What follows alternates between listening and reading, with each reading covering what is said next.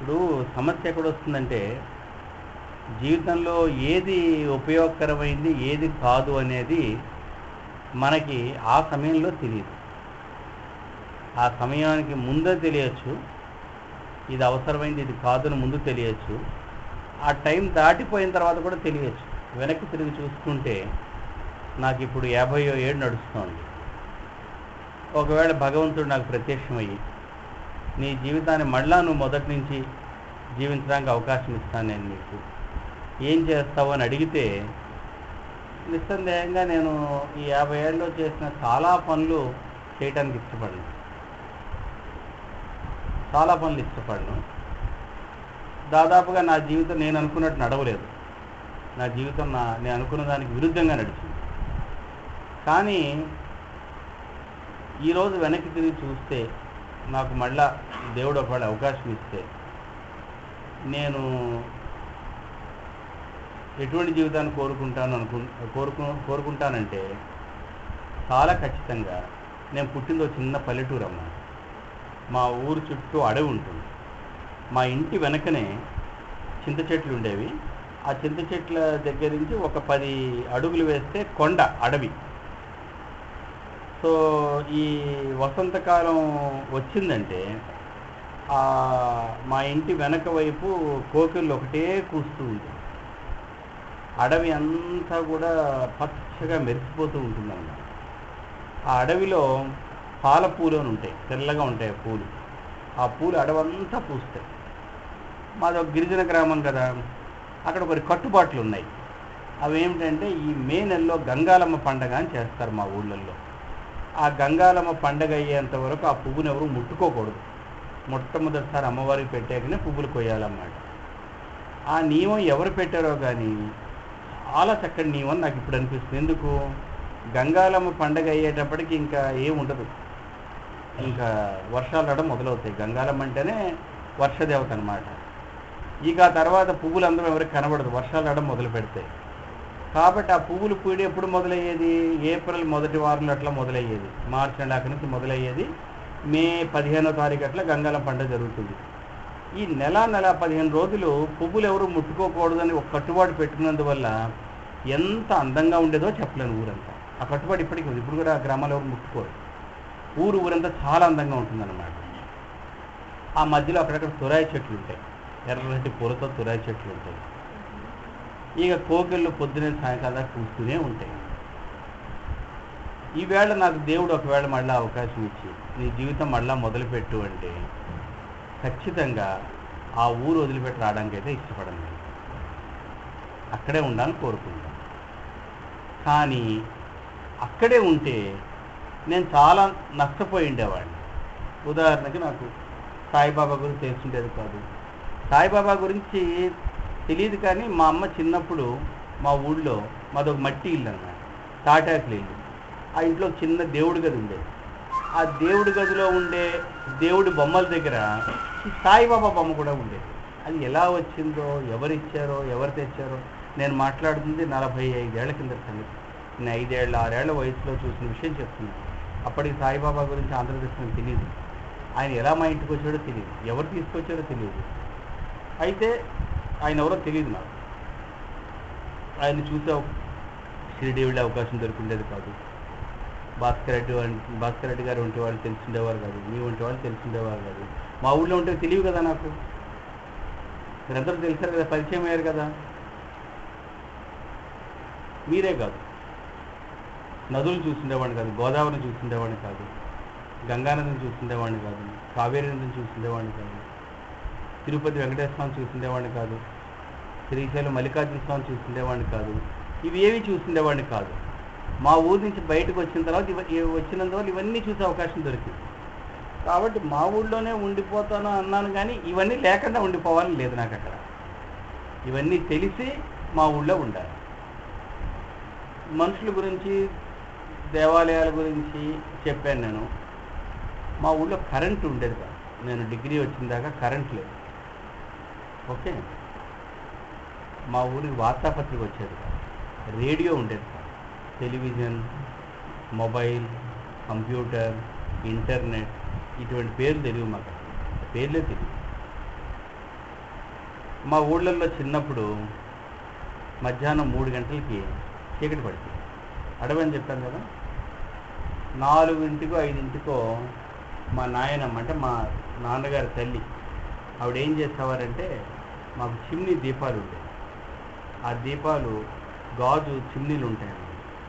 వాటిని ముగ్గు పొడి పెట్టి, వాటి మసిబారి ఉంటుంది కదా, ముగ్గు పొడి పెట్టి ఒక గుడ్డ తీసుకుని జాగ్రత్తగా లోపల పెట్టి తుడవాలి. ఎందుకు జాగ్రత్త తుడవకపోతే చేతులు కోసుకుపోతాయి. జాగ్రత్తగా తుడిచి తళతళలాడి తుడిచిన తర్వాత ఆ చిమ్నీకి ఒత్తి ఉంటుంది. ఆ ఒత్తి రాత్రంతా వెలిగిన ఒత్తి ఏమవుతుంది, అడ్డదిడ్డంగా కాలుతుంది అన్నమాట. అడ్డదిడ్డంగా కాలినందువల్ల ఏమవుతుంది, మళ్ళీ మసి పారుతుంది. అందుకని నేను కత్తెర తీసుకుని ఆ ఒత్తిని జాగ్రత్తగా కత్తిరించి కిరసనాయలు పోసి సిద్ధం చేసి దీపం వెలిగించేవారు. ఇది ఇన్నాళ్ళు నేను తలుచుకుంటే నాకది ఒక పెద్ద అగ్నికార్యంలాగా అనిపిస్తుంది. ఎంతో శ్రద్ధతో, భక్తితో, జాగ్రత్తతో చేసి దీపం పెడితే సాయంకాలం ఇల్లు తుడిచి ఆ అడవిలో చింత చెట్ల కింద ఆ మట్టి అరుగు మీద, తుడిచిన అరుగు మీద ఈ దీపం వెలిగించి పెడితే అప్పటికి సంధ్య రాగానే అందరూ దీపానికి దండం పెట్టుకునేవారు. అటువంటి దీపం వెలుతురు మళ్ళీ కిరసనాయలు తక్కువ, డబ్బులుండే రోజులు కావు. అందుకని తొందరగా అన్నాలు తినేసి ఆ ఒత్తిని బాగా తగ్గించి కనబడినట్టుగా వెలుతురు పెట్టి పడుకునేవారు అన్నమాట. మా అన్న ఏం చేసేవాడు, దగ్గర హై స్కూల్లో చదువుకునేవాడు. ఆ బ్రాంచ్ లైబ్రరీ నుంచి ఒక బుక్ తెచ్చేవాడు, ఏదైనా పుస్తకం. మళ్ళీ పొద్దున్న తీసుకెళ్ళి ఇచ్చేయాలి. నాకున్న అవకాశం రాత్రిపూట చదవాలి నేను. ఈ దీపం మరీ పెంచితే కిరసనాయలు కాలిపోతుంది. అందుకని ఆ మసక వెలుతురులోనే రాత్రి కూర్చొని చదివేవాడిని పుస్తకం. మళ్ళీ పొద్దున్న తీసుకెళ్ళి ఇచ్చేస్తాడు కాబట్టి తెల్లవారిలో పుస్తకం చదివేయాలి. ఇటువంటి పుస్తకాలు లేని మా ఊరు కావాలా నీకు? పుస్తకాలు, కవులు, రచయితలు ఉండి, ఇగో ఇప్పుడు నేను పడ్డ జీవితం అంతా ఉంది కదా, 50 ఏళ్ల జీవితం, ఇది కావాలా అంటే ఒక నిమిషం ఆలోచిస్తాను. ఆలోచించి ఏమంటానంటే, ఫోన్లో మా ఊళ్ళో ఉండకపోయాను కానీ పుస్తకాలు లేని జీవితం అయితే వద్దు అని చెప్తాను. రచయితలు, కవులు లేని జీవితం అయితే వద్దు. వాళ్ళని చదివితే, వాళ్ళ పుస్తకాలు చదివినందువల్ల నాకు ఏమిటి సంతోషం? నేను చైనా కవులు రాసిన కవిత్వం చదివాను, జపాన్ కవులు రాసిన కవిత్వం చదివాను, ఆఫ్రికా రచయితలు రాసిన పుస్తకాలు చదివాను, ఆస్ట్రేలియా రచయితలు రాసిన పుస్తకాలు చదివాను, దక్షిణ అమెరికా రచయితలు రాసిన పుస్తకాలు చదివాను, ఉత్తర అమెరికా రచయితలు రాసిన పుస్తకాలు చదివాను. ఎస్కిమోలను ఉంటారు, ఆర్కిటిక్ మహాసముద్రంలో ఉంటారు వాళ్ళు, ఎస్కిమోల్ తాలూకు కవిత్వం చదివాను. పసిఫిక్ మహాసముద్రంలో కొన్ని జాతుల వాళ్ళు ఉంటారు, వాళ్ళ రచనలు చదివాను. చైనా, జపాన్, సూఫీ కవులు అరేబియా దేశంలో ఉంటారు, పర్షియాలో ఉంటారు సూఫీ కవులు. ఇవన్నీ చదివితే ఏమిటి సంతోషం? సంతోషం ఏంటంటే, మనిషికి అందరూ మనుషులు ఒక్కలాగే జీవిస్తారు, అందరూ మనుషులు ఒకలాగా ఆలోచిస్తారు. కానీ మనిషికి సంతోషం ఏంటంటే, తనలాగా 10 మంది బతుకుతున్నారు, తనలాగా కష్టాలు పడ్డారు, తనలాగా సంతోషం పడ్డారు అని తెలుసుకోవడంలో చాలా ఆనందం ఉంటుంది. చెట్లు, కొండలు, అడవులు, కోకిళ్ళు చాలా సంతోషమే, కానీ వాటన్నిటికంటే కూడా మనుషులతో ఉన్న ప్రపంచం చాలా సంతోషం.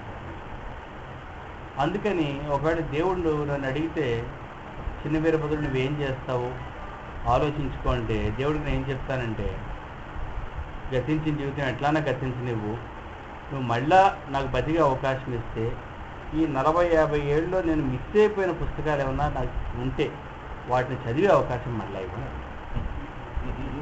చాలా టైం వేస్ట్ చేస్తాను. అందుకని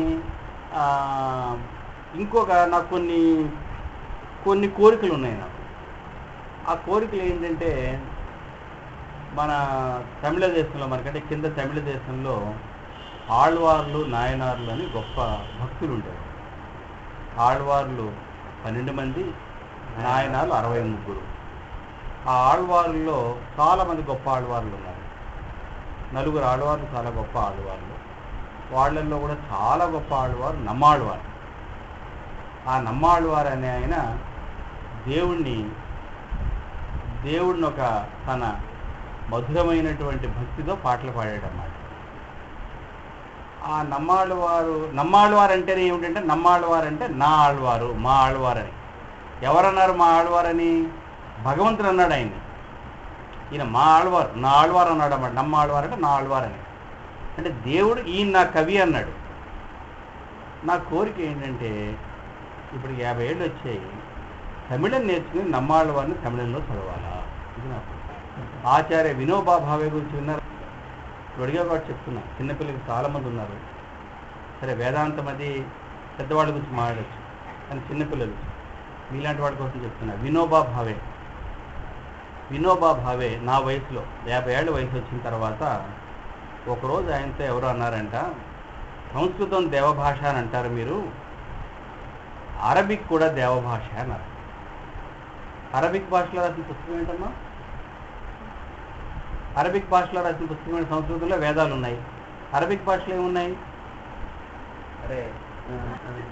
ఖురాన్లో దేవుడికి 99 పేర్లు ఉన్నాయి, అల్లాకి 99 పేర్లు ఉన్నాయి. ఆ 99 పేర్లు కూడా ఆ పేర్లు కూడా ఓ మతానికి చెందిన పేర్లు అనడానికి లేదు. ఆల్ రహీం దేవుడి తరగతి ఒక పేరు, రహం నజర్ కరనా బచ్చోం కా పాలన్ కరనా. రహం అంటే దయ, ఆల్ రహీం అంటే దయాళువు. అయితే ఆయన ఈ అరబిక్ కూడా దేవభాష అని అంటే, అరే గాంధీ జీవితం అంతా కూడా హిందూ ముస్లింలు బాయి అన్నాడు, నేనేమిటి ఇంతకాలం మిస్ అయిపోయాను అనుకుని 50 ఏట కూర్చుని అరబిక్ నేర్చుకుని ఖురాన్ చదివాడు. కాబట్టి అది నేను 2వ కోరిక పెట్టుకున్నాను, అరబిక్ నేర్చుకుని ఖురాన్ చదవాలా. చదువుతా ఎప్పుడు మళ్ళీ వచ్చి మీకు చెప్తాను. నేను ఒక 10 ఏళ్ళ తర్వాత వచ్చి అరబిక్ నేర్చుకుని ఖురాన్ చదివానని చెప్తాను, మీకు అరబిక్లో ఖురాన్ వినిపిస్తాను. ఇక ఇట్లనే ఉన్నాయి కొన్ని. పర్షియాలో పారసీక భాషలో జలాలుద్దీన్ రూమీ అని ఒక కవి ఉన్నాడు. ఆయన మహాకవి, దేవుణ్ణి దైవోన్మత్తుడే కవి, దేవుడి గురించి పిచ్చివాడుగా మారిన కవి అన్నమాట. జిబ్రాన్ మొన్నటివాడు, ఆయన 13వ శతాబ్దం కవి. ఆ రూమీ అన్న కవి లేకపోయి ఉంటే కబీర్ అనే కవి వచ్చి ఉండేవాడు. కబీర్ అనే కవి లేకపోతే ఆ భారతదేశమే లేదు. ఎందుకు? ఈ దేశంలో 3 నేతగాళ్ల గురించి చెప్పాలి నేను మీకు. 1921లో మహాత్మా గాంధీని, అప్పుడు ఆయన మహాత్మా అంటే మొదలుపెట్టారు, మహాత్మా గాంధీని సహాయ నిరాకరణోద్యమం జరిగిన తర్వాత ఆయన మీద రాజద్రోహ నేరం పెట్టి కోర్టులో విచారణకి పిలిచారు. ఈ కథ మీరు విన్నారు. కోర్టులో విచారణకి పిలిచారు. 21 అంటే గాంధీ గారికి ఎన్నేళ్ళు తెలుసు అప్పటికి? 52 ఏళ్ళు. అంటే నా వయసు అన్నమాట. 52 ఏళ్ళ వయసు అని చెప్తున్నా. 52 ఏళ్ళ వయసులో మనుషులు ఏం కోరుకుంటారంటే, ఒకవేళ పిల్లలకి పెళ్ళిళ్ళు కానీ అయిపోతే ప్రశాంతంగా ఇక 4-5 ఏళ్ళు సర్వీస్ మిగులుతుంది, అప్పటికి జాగ్రత్తగా సర్వీస్ ఏదో చెప్తారు కూడా, నాకు కొద్దిగా ఇంకెక్కడ ఎక్కువ వర్క్ లేని సీట్ ఇవ్వండి, కొద్దిగా ఇక్కడ హైదరాబాద్లో ఉంటాడు చూడండి, ఏదో నెమ్మదిగా నా పెన్షన్ పేపర్ సెటిల్ చేసుకుంటామంటారు. 52వ ఏట ఆయన మీద రాజద్రోహ నేరం పెట్టి కోర్టులోకి తీసుకెళ్ళారు. కోర్టులో ఏం చేస్తారంటే, ఎవరి మీదైనా ఒక నేరం మోపితే కోర్టులో ఆర్గ్యుమెంట్ ఏముంటుందంటే, ఈసారి ఇన్స్పెక్టర్ ఆయనకు తెలుసు ఎలా ఉంటుందంటే, పబ్లిక్ ప్రాసిక్యూటర్ అని ఉంటాడు, గవర్నమెంట్ తరఫున ఒక న్యాయవాది. ఆయన ఏమంటాడు, అయ్యా ఈ ముద్దాయి ఫలానా నేరం చేశాడు అంటాడన్నమాట. అంటే అప్పుడు జడ్జి ఏమడుగుతాడు, ఈ ముద్దాయిని నువ్వు నేరం చేశావా అని అడుగుతాడు. ఎవరైనా నేరం చేస్తామంటారా? లేదు అంటే మరి ఏమిటంటే, ఈయన ఏం చేస్తుంది, అయ్యా ఈ లాయర్ని పెట్టుకున్నాను నేను, డిఫెన్స్ లాయరు, ఈయన చెప్తాడు చూడండి ఎందుకు నేరం చేయలేదు అంటాడు. అప్పుడు ఈ డిఫెన్స్ లాయర్ ఆర్గ్యుమెంట్ మొదలు పెడతాడు. ఈ పబ్లిక్ ప్రాసిక్యూటర్ డిఫెన్స్ లాయరు వాదించుకుంటారు. ఆ వాదించుకోవడంలో ఎవరు నెగ్గితే, ఒకవేళ డిఫెన్స్ లాయర్ నెగ్గాడు అనుకోండి, అతను నిర్దోషిగా వదిలిపెడతారు, లేదా పబ్లిక్ ప్రాసిక్యూటర్ నెగ్గితే దోషిగా వదిలిపెడతారు. ఇది కోర్టు తాలూకు పద్ధతి అన్నమాట. జడ్జి ఇద్దరు మాటలు విని చివరిగా నిర్ణయానికి వస్తారు. అలాగే గాంధీ అన్నాయన్ని జడ్జి అడిగాడు, నువ్వు నేరం చేశావా అంటే ఆయన అన్నాడు, కోర్టు వారి టైం నేను వృధా చేయాలనుకోవట్లేదు, కాబట్టి పబ్లిక్ ప్రాసిక్యూటర్ చెప్పేది అవసరం లేదు, నేను చెప్తున్నాను నేను నేరం చేశాను అని చెప్పి. విన్నారా కదా మీరు? నేను నేరం చేశాను అని చెప్పాను, ఐఎమ్ గిల్టీ. అయితే ఇంకో మాట కూడా చెప్పాడు. ఏం చెప్పాడు? ఒకవేళ మీరుగా నన్ను విడిచిపెడితే నేను మళ్ళా ఇదే నేరం చేస్తాను అని చెప్పాడు. ఏమిటా నేరం? ఈ బ్రిటిష్ ప్రభుత్వాన్ని ఈ దేశం నుంచి బయటికి పంపేయడం, అది నేరం. అది నేరమేనా అది? కానీ ఆయన ఏమన్నాడు, నా అంతరాత్మ నాకు చెప్తోంది ఈ ప్రభుత్వం మా ప్రభుత్వం అది ఉండకూడదు, దీనికి సహాయం చేయొద్దండి, కాబట్టి నువ్వు నన్ను వదిలిపెట్టావు అనుకో మళ్ళీ అదే నేరం చేస్తాను, నేను నిప్పుతో చెరలాడుతున్నాను నాకు తెలుసు. ఈ మాట రాశాడు, చెప్పాడు కోర్టులో, నేను నిప్పుతో చెరలాడుతున్నాను నాకు తెలుసు, మీరు నన్ను వదిలిపెట్టండి మళ్ళీ ఇదే పని చేస్తాను. అయితే మీరు జడ్జితో చెప్పాడు, మీరు గవర్నమెంట్ ఇస్తున్నటువంటి ఉప్పు తింటున్నారు కాబట్టి మీరు నా మీద కనికరం చూపించకండి, మీ ధర్మం ప్రకారం మీరు ఏ శిక్ష విధించవలసి ఉంటే ఆ శిక్ష నాకు విధించండి. చూసారా? అంటే జడ్జి ఆయనకి 6 సంవత్సరాల కఠిన కారాగార శిక్ష విధించారు. 6 ఏళ్ళు విధిస్తే ఈ దోషి ఏమన్నాడు? నమస్కారం పెట్టాడు ఆయనకి, నాకు చాలా సంతోషంగా ఉందండి అన్నాడు. ఎందుకు? అంతకుముందు బాల గంగాధర్ తిలక్ అన్న ఆయనకి 6 ఏళ్ల జైలు శిక్ష విధించాడు జడ్జి.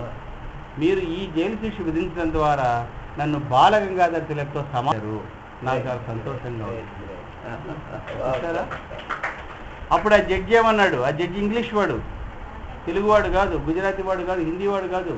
ఆ జడ్జి ఏమన్నాడు తెలుసా? ఆ మాటలు విని కళ్ళద్దాలు తీసి పక్కన పెట్టాడు, ముఖం తుడుచుకున్నాడు, ఒక్క నిమిషం ఆలోచించి అన్నాడు, నేను నా జీవితంలో విచారించిన వాళ్ళల్లో నీలాంటి మనిషి మరొకడు లేడు. ఒకవేళ ఏ కారణం వల్లైనా రేపు ప్రభుత్వం కానీ నీ శిక్ష తగ్గిస్తే నాకంటే ఎక్కువ ఆనందించేవాడు మరొకడు ఉండడు అని చెప్పాడు. అటువంటి దోషి ఉండడు, అటువంటి జడ్జి ఉండడు. అయితే ఇది ఎందుకు చెప్పానయ్యా అంటే, కోర్టులో వెళ్ళినప్పుడు ముందు కొన్ని ప్రాథమిక విషయాలు అడుగుతారు. నీ పేరు? మోహన్ దాస్ కే గాంధీ. నీ వృత్తి?